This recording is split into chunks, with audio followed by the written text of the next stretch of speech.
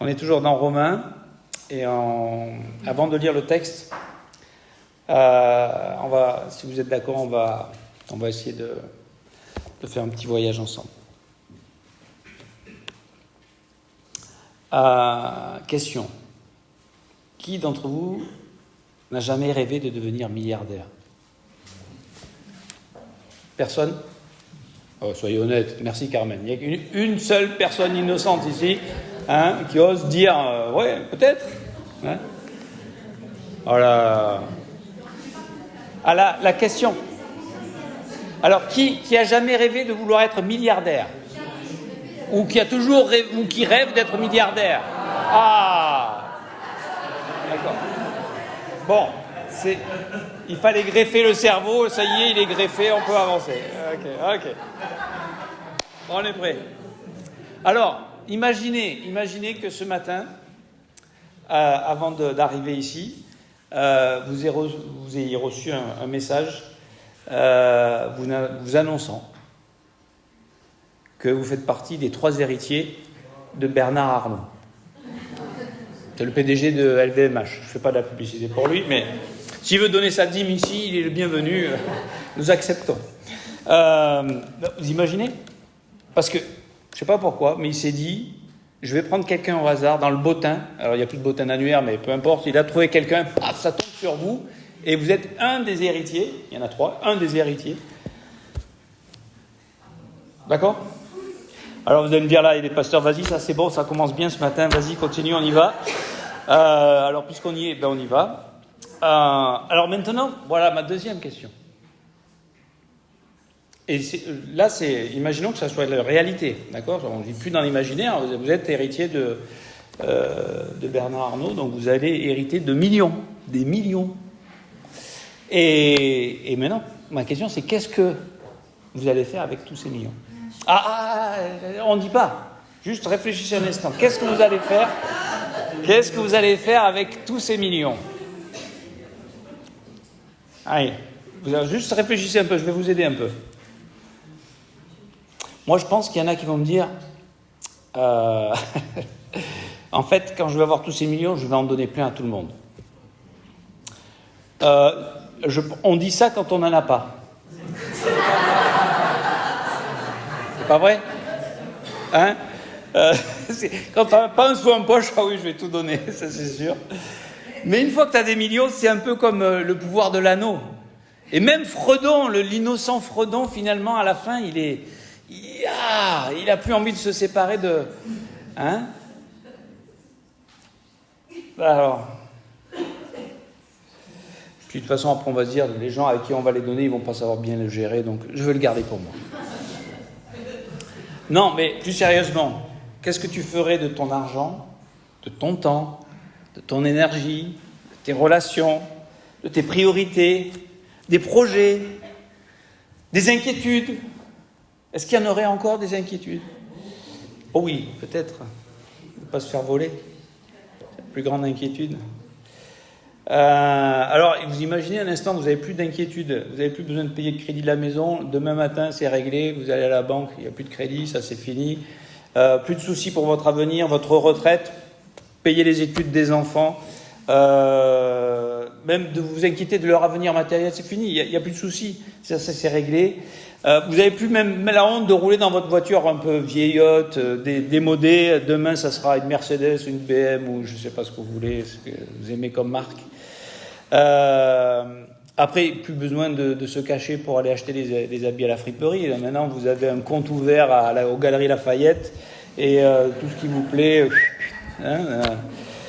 Plus de dettes, plus de culpabilité, plus de honte, plus de crainte. Vous vous achetez un nom, un avenir, une sécurité, la vie, quoi. En fait, c'est le monde, on pense comme ça et on se dit, waouh, c'est pas mal. Mais la réalité. On atterrit un peu. Non, vous êtes toujours riche, toujours plein, vous êtes vraiment héritier de Bernard Arnault, mais malheureusement, cette richesse, quelquefois, ça fait tourner la tête, ça rend les gens un peu insensés. Et combien, on connaît cette expression, le fils à papa, d'accord? Et qui, avec tout son argent, tout ce matériel, tout ça, En fait, à l'époque, on l'aurait appelé le fils prodigue, à l'époque de Jésus. Aujourd'hui, on appelle le fils à papa.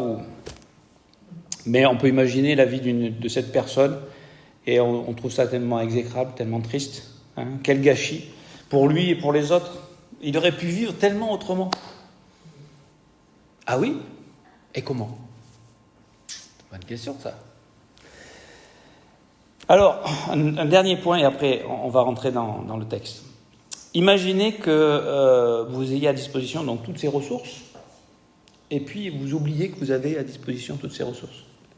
Et vous continuez à vivre comme vous viviez avant. D'accord? Vous avez 100 millions sur votre compte en banque, mais ça, ils sont cachés à vos yeux. Donc vous êtes avec vos propres moyens, avec vos propres limites, avec vos propres soucis, et vos défis et vos craintes. Et vous continuez à vivre comme vous viviez avant. Vous allez me dire, bon, tout ça, de toute façon, c'est hypothétique, ça n'arrivera jamais. Peu de chances que ça arrive. Mais on ne va pas dire jamais. Donc, c'est même pas la peine de se casser la tête à réfléchir à tout ça, qui nous fait perdre du temps. Et en réalité, j'aimerais vous dire que je ne suis pas d'accord avec vous. Mais pas du tout d'accord avec vous. En vérité, on a reçu bien plus. Bien plus que l'héritage de Bernard Arnault, parce que ça, c'est que de l'argent. Nous, on a reçu l'adoption. On a reçu un nouveau nom, une nouvelle vie. On a un père qui comparé à Bernard Arnault, il joue pas dans la même cour. Bernard Arnault, c'est un pauvre à côté de lui. Lui, tout lui appartient, n'est-ce pas? La vie, la santé, ce que ne possède pas Bernard Arnault. Personne d'entre nous ne possède ça. Mais nous, on est devenus héritiers et co-héritiers avec Christ, dans Romains chapitre 8, versets 15 à 17. On a aujourd'hui, on a Dieu pour Père. Jean 20, 17. On a tellement reçu, on a été bénis de toute bénédiction spirituelle dans les lieux célestes, dans Éphésiens 1, 3. Dans 2 Corinthiens 9, 8, il est dit « Et Dieu peut vous combler de toutes sortes de grâces, afin que, possédant toujours en toutes choses de quoi satisfaire à tous vos besoins, vous ayez encore en abondance pour toute bonne œuvre. » Donc on a tout ce qu'il faut, et en plus on a en abondance pour continuer à... Donc maintenant, ma question c'est... Comment on va vivre? Et c'est peut-être deux possibilités. Soit on vit comme un fils à papa, et on gaspille notre temps, notre énergie, nos projets, nos priorités, nos pensées. Enfin, on gaspille la vie, on consomme la vie. Aujourd'hui, la vie, il faut la brûler par les deux bouts. La chandelle, il faut consommer, il faut en profiter parce que bientôt on sera vieux et mort, on ne pourra plus rien faire. Donc, c'est une façon de faire. Ou alors, on oublie qu'il y a notre papa. Et on oublie quelles sont les provisions qui nous réservent et qui sont à notre disposition. Parce qu'en réalité, nous croyons que Christ à la croix a tout accompli, c'est ce qu'il dira dans ses dernières paroles, tout est accompli, parce qu'il voulait nous offrir gratuitement l'abondance de la grâce. On en a parlé en 2 Corinthiens 5, 20, là où le péché a abondé, la grâce a surabondé, il y a une surabondance de grâce. Il nous offre le pardon, il nous offre sa justice, il nous offre son nom, il nous offre un nouveau cœur, une nouvelle vie. C'est pour ça qu'on pourra marcher en nouveauté de vie aussi. Un avenir, une espérance. Et nous, peut-être, quelquefois, on oublie ou on méprise tout ce qu'il nous a offert et tout ce qui est à notre disposition. Pourtant, lui, il souhaiterait plutôt qu'on le fasse fructifier. Vous connaissez cette parabole dans Luc chapitre 19, lorsque c'est Jésus qui raconte ça, une parabole. Et il dit au verset 12, « Un homme de haute naissance s'en alla dans un pays lointain pour se faire investir de l'autorité royale et revenir ensuite. » C'est un peu ce qui s'est passé. Jésus, il est parti pour se faire investir. Il était déjà roi, mais il va revenir, n'est-ce pas? Verset 13, « Il appela 10 de ses serviteurs, leur donna 10 mines et leur dit « Faites-les valoir jusqu'à ce que je revienne. » Voilà, Dieu nous a donné une vie, un potentiel, du temps, de l'argent, de l'intelligence, des capacités, des talents, un cœur. Et qu'est-ce qu'on va faire avec tout ça? Est-ce qu'on va s'occuper, comme ce monde nous le propose, individualiste de se centrer sur nous, sur notre nombril, sur notre petit précaré, et être centré sur nous. C'est ce qu'on fait naturellement, c'est facile, c'est la nature humaine. Verset 14. Et c'est là un peu le problème qu'on a tous. Mais ses concitoyens le haïssaient. Et ils envoyèrent une ambassade après lui pour dire « Nous ne voulons pas que cet homme règne sur nous. » Naturellement, on ne veut pas que Dieu règne sur nous. Voilà, c'est notre nature. La chair ne veut pas se soumettre, ne veut pas obéir. Et c'est pour ça que c'était tellement important ce que tu rappelais, Bruno, que qui parle, qui nous demande quoi, qui est ce Dieu qui nous invite et qui nous commande telle ou telle chose, ou qui nous encourage ou nous exhorte à telle ou telle chose. C'est notre Dieu qui a accepté que ses mains soient percées, sa vie soit livrée, son côté soit ouvert, sa vie soit donnée, qui a souffert pour nous. C'est pas n'importe qui. Et c'est le mystère de l'iniquité. Pourquoi haïr une telle personne que Jésus? Qu'est-ce qui t'a fait de mal? Il t'a tout donné, il t'a tout offert. Il s'est donné pour toi, pour te sauver. Et on continue naturellement. Alors la chair, alors nous qui avons reçu l'Esprit, qui sommes enfants de Dieu, on aime Jésus. Même s'il y a en nous cette partie rebelle qui ne veut pas se soumettre, évidemment. Et puis, lorsqu'il fut de retour après avoir été investi de l'autorité royale, il fit appeler auprès de lui les serviteurs auxquels il avait donné l'argent, afin de connaître comment chacun l'avait fait valoir. Le premier vint et dit « Seigneur, ta mine a rapporté 10 mines. » Il lui dit « C'est bien, bon serviteur, parce que tu as été fidèle en peu de choses, reçois le gouvernement de 10 villes. » Et puis, ça continue. Peut-être qu'on n'aura pas le temps de lire toute la parabole, mais peut-être relisez-la ce soir ou aujourd'hui avant de vous coucher. Il y en a un qui a peur, qui ne connaît pas, et qui va cacher sa mine dans la terre, et qui lui rend, enfin son talent qui lui rend. Et en fait, il a une mauvaise image de qui est Dieu. Et c'est souvent, ce qui est triste, c'est que les gens ne connaissent pas ce Dieu de grâce et d'amour. Ils connaissent un Dieu qui fait peur, un Dieu qui est dur, un Dieu qui... Voilà, c'est l'image qui se projette de qui est Dieu, parce que c'est peut-être leur expérience des hommes, c'est leur expérience en tant qu'être humain. Ils n'ont jamais découvert que nous avons un Dieu de grâce, nous avons un Dieu d'amour, un Dieu de miséricorde. Mais en tout ça, pour nous dire qu'en fait, on doit faire attention de ne pas oublier ou de ne pas mépriser notre héritage. Il est indispensable, il est nécessaire de se rappeler régulièrement tout ce que Dieu tout ce que Dieu nous a offert. Et c'est pour ça que maintenant on va lire le texte de Romains chapitre 6, pour comprendre les faits de ce que Dieu est et de ce qu'il a fait et de ce qu'il nous offre, pour que maintenant, sur cette base-là, on puisse répondre à ce qu'il nous propose, à l'exhortation qu'il nous offre. D'accord ?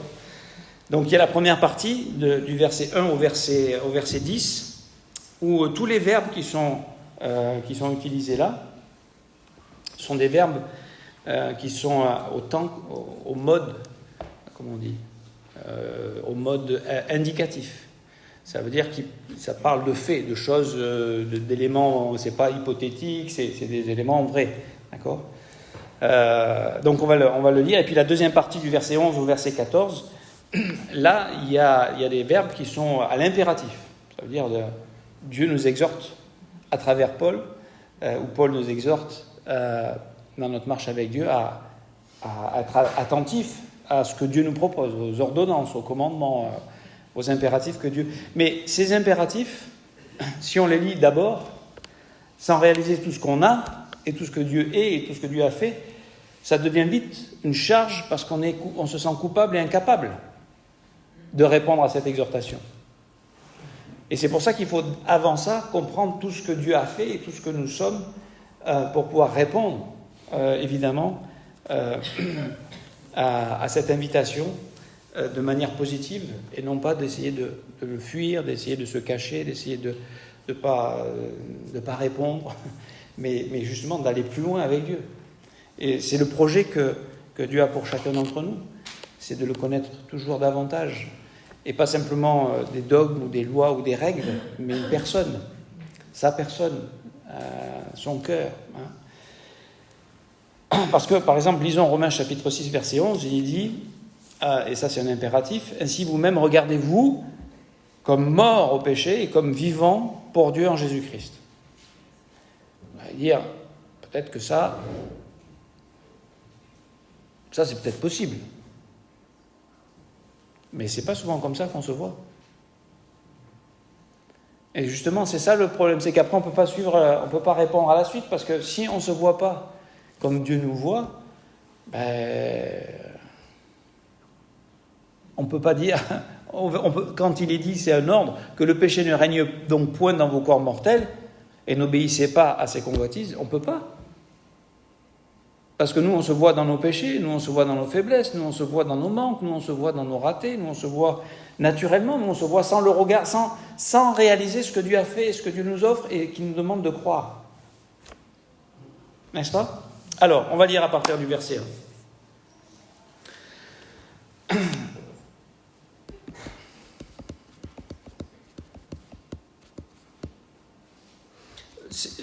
Ces passages-là sont des passages tellement clés de la vie chrétienne, de bien les assimiler, de bien les comprendre. Parce que sinon, on part sur un mauvais fondement et on est en train d'essayer de faire ce que Dieu a déjà fait.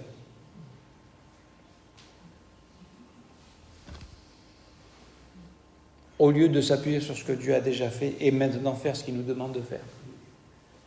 Donc, Dieu a fait sa part et il nous reste une part, pas pour être sauvé, mais pour vivre maintenant cette vie chrétienne. N'est-ce pas ? Pour le connaître davantage, pour grandir en lui, pour cette sanctification progressive, c'est-à-dire qu'entre le moment où on se convertit et le moment où on meurt, Dieu nous invite à grandir, pas rester des bébés spirituels, à grandir dans notre connaissance de lui, dans notre obéissance, dans notre consécration, dans notre vie, dans notre connaissance de lui. Et c'est parce qu'on le connaît lui qu'on lui fait confiance, et qu'on lui obéit, et qu'on est prêt à faire ce qui est impensable. Suivre Jésus, c'est dans Luc 9, 23, c'est renoncer à nous-mêmes. Mais personne ne renonce à lui s'il n'a rien en face de meilleur. Mais quand tu as trouvé ce qui est le meilleur, ce que tu avais, ce qui faisait ta richesse, tu le laisses. Tu peux t'en séparer puisqu'il a trouvé quelque chose de bien meilleur. D'accord ? Allez, on y va. Romains chapitre 6, verset 1. Que dirons-nous donc ? Demeurerions-nous dans le péché afin que la grâce abonde ? Parce que maintenant que voilà, Dieu a tout fait par grâce. Alors ça veut dire quoi ? Qu'on pêche pas, de toute façon c'est pareil, il y a la grâce. Est-ce que la grâce qui nous est offerte, elle est là pour juste excuser notre péché et continuer à pécher ? Certainement pas. La loi a été donnée pour nous dire, ça c'est le péché, il ne faut pas le faire. Mais manque de peau, c'est pas parce qu'on sait qu'il ne faut pas le faire qu'on ne le fait pas. Souvent, c'est même le contraire. Donc la loi ne pouvait pas nous aider parce qu'on est pécheurs. Mais la grâce de Dieu, maintenant, le péché a régné par la mort, les versets qui précèdent, Romains 5, 21, le péché a régné par la mort ou avec la mort, d'accord ? Et maintenant, c'est la grâce qui règne par la justice, par Jésus-Christ. Donc, le but de la grâce, c'est plus qu'on continue à vivre dans nos péchés. Parce que quand on vit dans nos péchés, est-ce qu'on est heureux ? Est-ce qu'on est fier de nous ? Est-ce qu'on vit dans... Si vous vivez dans le péché et que vous vous sentez coupable, c'est la bonne culpabilité. D'accord ? Alors, quand tu marches avec Dieu, tu te repens, tu tiens devant Dieu et que tu continues à alimenter un sentiment de culpabilité, non, ça, c'est pas correct. Mais si tu es dans le péché, évidemment que tu peux pas le Saint-Esprit peut pas dire c'est super, c'est pas grave, de toute façon, le péché, c'est pas grave. Non, le péché nous sépare de lui, le péché, c'est la mort. D'accord ? Et Jésus est venu pour nous délivrer de ça. Et pour que dès à présent, on puisse vivre une vie qui, avec lui, une vie de communion avec lui, une vie qui est remplie de lui, une vie qui donne, une vie qui sert, une vie qui reçoit les bontés de Dieu, la miséricorde de Dieu, une vie qui triomphe de sa chair. La grâce, c'est pour ça, d'accord ? Donc, je continue. Que dirons-nous donc ? Demeurions-nous dans le péché afin que la grâce abonde ? Loin de là. Nous qui sommes morts au péché, comment vivrions-nous encore dans le péché?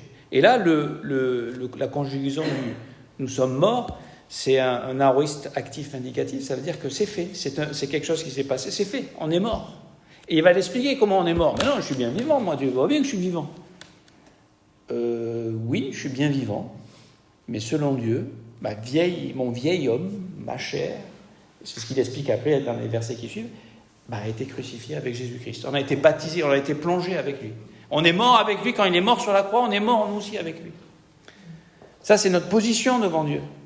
Le vieil homme a été crucifié. Et pourquoi il a été crucifié? Il va l'expliquer, c'est pas en fait pour nous libérer, parce que quand on est mort, vous savez qu'un mort, il n'a plus de problème avec le péché. Des fois, on languit d'être mort pour ça, n'est-ce pas? Eh bien, c'est ça en réalité qui s'est passé. C'est qu'aujourd'hui, on n'est plus sous l'esclavage, on n'est plus obligé d'obéir au péché. On peut vivre des choses avec Dieu. Et au lieu que ce soit notre chair qui règne, le péché qui règne, c'est Christ. C'est Christ qui règne en moi. Et je peux vous dire que ce n'est pas le même genre de vie. Quand tu es en communion avec Dieu et quand tu ne l'es pas, tu n'as pas les mêmes émotions. Tu n'as pas la même paix, tu n'as pas la même tranquillité d'esprit. C'est une qualité de vie, c'est la vie éternelle que nous avons reçue. Et nous l'avons, elle nous appartient, et on la vivra pour l'éternité, mais Dieu dit, mais vis-la maintenant. Pourquoi attendre d'être au ciel? Et pourquoi avoir cette idée, mais le péché c'est quand même mieux que de vivre avec Christ? Le péché c'est pas mieux. Le péché ça nous détruit, ça détruit ceux qui sont autour de nous. D'accord? Le péché ça produit la mort. Alors que la justice de Christ, la justice par la foi, c'est ça dont on parle, ça produit la vie éternelle, la vie en nous et la vie autour de nous. Est-ce qu'on ne peut pas être des porteurs de vie? Est-ce qu'on n'est pas appelé à être des porteurs de vie, d'annoncer la bonne nouvelle de l'Évangile? Et pas simplement d'aller prêcher l'Évangile dans la rue, et ça c'est une chose à faire importante, je pense, dans notre vie chrétienne, mais de prêcher l'Évangile à notre travail, mais peut-être même sans un mot, par notre joie, par notre paix, par notre maîtrise de nous, par notre attitude, par notre sagesse, tout ce que les autres font, on ne le fait pas. Parce qu'on est rempli d'autres choses, on ne dépend pas de leur regard. On sait qu'on a une nouvelle identité. D'accord? On est une nouvelle création. Donc, on continue, verset 3. Ignorez-vous que nous tous qui avons été baptisés en Jésus-Christ, c'est en sa mort que nous avons été baptisés. On a été plongés en lui, donc on est mort avec lui. Et malheureusement, on l'ignore. On peut l'ignorer. Ou on peut l'oublier. Ou on peut dire, non, attends, d'abord il faut que je règle ce problème, il faut que je règle ce péché dans ma vie. Je vais vous dire, si vous voulez essayer de régler un péché dans votre vie, c'est pas en le combattant, par vos propres forces, avec votre petite opinel. Vous n'y arriverez jamais. Ce que vous avez besoin de comprendre, c'est que Jésus-Christ à la croix a réglé ça. Et que si vous vous occupez de cette intimité, de cette communion avec lui, de cette vie de l'esprit, il vous délivrera de ses péchés. Je ne dis pas qu'on accepte le péché, c'est facile, non, mais recevez l'amour de Dieu, vivez avec Dieu, c'est Galates 5,16, ce qu'on vient de voir. Et c'est Dieu qui va faire, c'est Dieu qui a opéré la guérison. Et nous, c'est comment on pense, comment on voit les choses. Il ne faut pas ignorer ce que Dieu a fait, il faut s'appuyer sur ce qu'il a fait. On continue. Nous avons donc été ensevelis. Alors tout ça, être baptisé, avoir été baptisé, c'est à l'indicatif aussi. Été enseveli, c'est à l'indicatif aussi. Alors, c'est au passif parce que c'est Jésus qui a fait l'action pour nous. Nous, on a reçu le bénéfice de tout ça. Nous avons été ensevelis avec lui par le baptême en sa mort, afin que, comme Christ est ressuscité des morts, donc ça c'est aussi un indicatif, c'est un fait, par la gloire du Père, de même nous aussi, nous marchions en nouveauté de vie. Et là, marcher, c'est un conditionnel, c'est un subjonctif en réalité. Ça veut dire que c'est que tout ça est fait, et maintenant, comment je reçois ça, c'est est-ce que je vais marcher, encore une fois, est-ce que je vais accepter ce que Dieu a fait, ce que Dieu m'offre, ce que je ne vois pas, ce peut-être que je ne sens pas, mais qui est une réalité, une vérité, un fait sur lequel je peux m'appuyer pour que je marche en nouveauté de vie. Et la vie chrétienne, c'est pas de s'obéir à des règles, c'est de marcher en nouveauté de vie. Et ça, c'est hypothétique, ça dépend de notre état de cœur, ça dépend de notre foi, ça dépend de notre décision, de notre humilité, de notre brisement.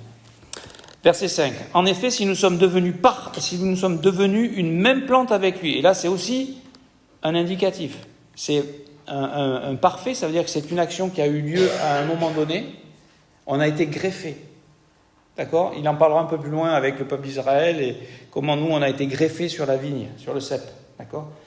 Aujourd'hui, notre vie, c'est une vie où maintenant c'est la vie de Dieu qui coule en nous, qui peut couler en nous. D'accord ? Dans cette nouveauté de vie. Donc on est unis, on est devenu une même plante avec lui par la conformité à sa mort. Nous le serons aussi dans la conformité à sa résurrection. Et donc ça c'est un futur. Alors il y a le futur, comprenez-moi bien, il y a le futur dans l'éternité, où on sera, c'est un indicatif aussi, ça veut dire que ça va arriver. C'est juste que c'est une question de temps. Et puis par rapport à l'œuvre de Christ, il y a le futur que je peux vivre ces choses-là par la foi, tout simplement. Donc, où est-ce que j'en étais ? Sachant que notre vieil homme a été crucifié. Là aussi, c'est un indicatif. Vous savez, dans certains milieux chrétiens, on prône un peu une forme d'ascétisme, ou de flagellation, d'autoflagellation, d'autopunition. Comme si quand on a péché, c'est ce qui plaît à Dieu qu'on s'auto-punisse. Ce n'est pas l'œuvre accomplie, ce n'est pas la grâce, c'est comme si ce que Jésus a le sacrifice de Christ, en fait ça veut dire que le sacrifice de Jésus ne suffit pas. Il faut qu'on en mette une petite couche. On en rajoute quelque chose. C'est une erreur. Quand on pêche, bien sûr que Dieu est attristé, bien sûr que ça nous blesse et que ça blesse ceux qui sont autour de nous. Mais ça a été déjà réglé à la croix. Il n'y a pas besoin de faire quelque chose pour payer pour ce péché. D'accord ? Même si on le savait, peu importe. On n'a rien à payer, on n'a pas à se... on a été crucifié en fait. Et pourquoi c'est une bonne nouvelle ça ? Sachant que notre vieil homme a été crucifié avec lui, afin que notre corps du péché fût détruit, pour que nous ne soyons plus esclaves du péché. Et là,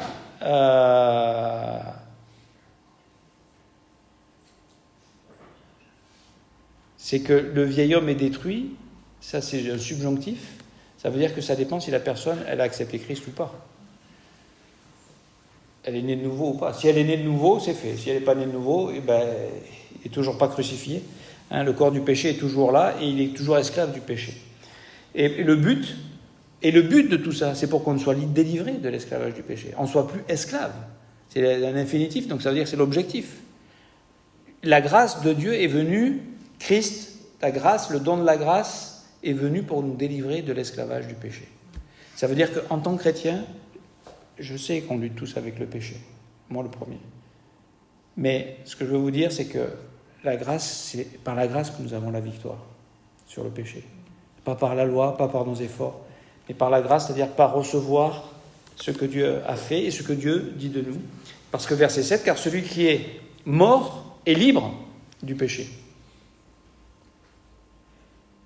Et si on commence à se regarder comme...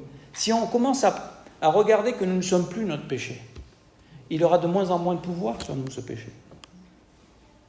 Cette addiction. J'essaye pas de le tuer. Je regarde. Maintenant, qu'est-ce que je dois faire ? Je regarde à Jésus. C'est ça le bon combat. Et on se trompe trop souvent de combat en essayant de régler le problème du péché. Quand j'aurai réglé mon péché, j'irai à Dieu. Non, tu viens à Dieu. Et tu laisses Dieu s'occuper de régler le péché dans ta vie. Tu viens à Dieu et tu écoutes Dieu. Et quand tu écoutes Dieu, et quand tu marches avec Dieu, ton péché, il n'a plus de pouvoir sur toi. C'est pas plus compliqué que ça. C'est pour ça que la vie dans la parole, la vie dans l'église, la vie ensemble, c'est pourquoi on fait tout ça. Parce que si on est centré juste sur nous-mêmes, au bout d'un moment, c'est le péché. Je veux dire, c'est la loi de la gravité. On est attaché à la poussière. D'accord ? Psaume 119, verset 25. On est attaché à la poussière. Et qu'est-ce qu'on a besoin ? D'être vivifié par la présence de Dieu, par la parole de Dieu, par le Saint-Esprit. Verset 8. Or, si nous sommes morts avec Christ, ça aussi c'est un indicatif, c'est fait. Voilà, c'est un fait. On est mort avec Christ. Nous croyons, c'est aussi un indicatif, donc c'est une action qu'on fait, c'est un présent actif indicatif. Nous croyons que nous vivrons aussi avec lui. Et c'est cette vie-là que Dieu nous propose. Une vie avec lui où on trouve la victoire sur nous-mêmes. Et je peux vous dire que quand on a cette victoire, les relations changent beaucoup. Dans le couple, avec les enfants, avec vos collègues, on commence à avoir la maîtrise de soi. Je veux dire, il y a beaucoup de choses qui vont changer. Notre regard sur nous-mêmes a changé, notre regard sur les autres va changer aussi, nos relations vont changer. Je veux dire, ça affecte toute la vie. Et ça transforme notre vie. Et ça fait de nous des sources d'encouragement, d'exhortation, de bénédiction, les uns pour les autres. Sachant que Christ, ressuscité des morts, ne meurt plus. Ah oui, parce que là aussi, une chose qu'on a oublié et j'arrête. Une chose qu'on a oublié de signaler, c'est qu'on ne va plus mourir, non ? Alors, on ne va plus mourir. Bien sûr qu'un jour, on va quitter ce corps. Mais on ne sera plus jamais séparés de Dieu. C'est juste un changement d'état. Qui, des fois, peut faire un peu peur, mais la mort a été vaincue. Jésus, il ne meurt plus maintenant. Il est ressuscité, il a vaincu la... Je veux dire, et nous avec lui, pareil. C'est extraordinaire. Donc la crainte de la mort qui nous rend tous prisonniers, nous rend tous esclaves de cette crainte de la mort. On a été délivrés du péché et de la crainte de la mort et de la mort. On est libre. Mais qu'est-ce qu'on va faire avec cette liberté ? Qu'est-ce qu'on va faire avec tout ce que Dieu nous a donné, toutes ces richesses qu'on a aujourd'hui ? Eh bien, des fois, on oublie et on vit comme des pauvres. C'est pour ça que j'ai commencé avec cette histoire de milliardaire, parce qu'on vit comme des pécheurs encore, prisonniers. Ah ben non, je ne peux pas, je suis toujours prisonnier, je suis pécheur. Oui, mais Dieu nous invite, allez, on va grandir. On tombe, mais on se relève. Et on n'accepte plus que le péché, on est mort, donc le péché n'a plus de pouvoir sur nous. Et car il est mort, et c'est pour le péché qu'il est mort, donc il a fallu qu'il meure une fois, d'accord ? Et ça c'est fait aussi, une fois pour toutes. Vous lisez Hébreux chapitre 10, versets 10 à 14, une fois pour toutes, on a été justifié une fois pour toutes. On est sanctifié une fois pour toutes, c'est fait. C'est pas, non, c'est fait. Ça ne veut pas dire qu'on ne doit pas grandir, mais on est déjà assis avec Christ dans les lieux célestes. Éphésiens 2, 6, c'est fait. Et c'est pour le péché qu'il est mort, une fois pour toutes. Il est revenu à la vie et c'est pour Dieu qu'il vit. Et maintenant, pour qui on vit, nous ? Maintenant qu'on est revenu, parce que si on est associé avec sa mort, son ensevelissement et sa résurrection, on vit. Maintenant, c'est sa vie qu'on vit.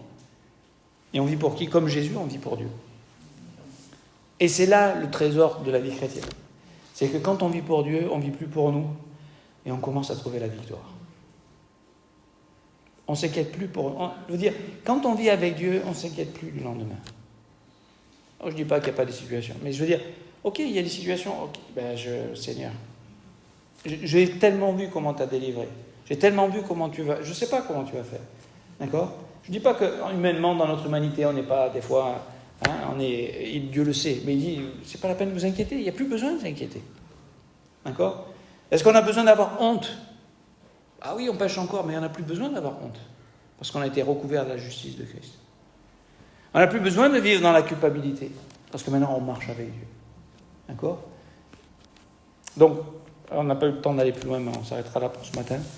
Je voulais juste nous exhorter ce matin à ces versets qui suivent. Que le péché ne règne donc pas dans vos corps mortels, ne livrez pas vos membres au péché, mais donnez-vous vous-même à Dieu. C'est ce que Dieu nous demande de faire. De ne pas se livrer au péché, mais de se donner à lui. Et ça commence déjà par regarder, par penser tout ce qu'il est, tout ce qu'il a fait, tout ce qu'on a reçu, tout ce qu'on est. Et maintenant, c'est possible parce que c'est lui qui le demande et parce que c'est lui qui nous invite et parce que c'est avec lui qu'on va vivre quelque chose d'extraordinaire. Et quand on vit quelque chose d'extraordinaire avec Dieu, je crois qu'on vit des choses extraordinaires avec les uns et les autres. Et c'est ça l'Église, le corps de Christ. Que Dieu vous bénisse.